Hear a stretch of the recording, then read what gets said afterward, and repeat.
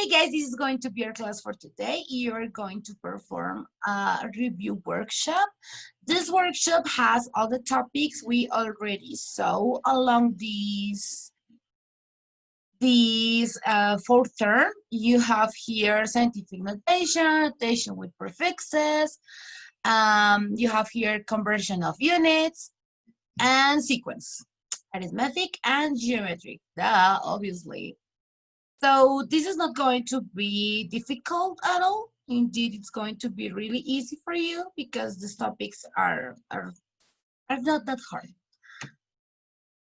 So thank you very much for your attention. You're being so kind, and I wish you good luck. Okay, now you're not going to need good luck. The only thing you're going to need is your notebook and your calculator on the table. You don't need any more. So thank you and see you in another video. Bye-bye.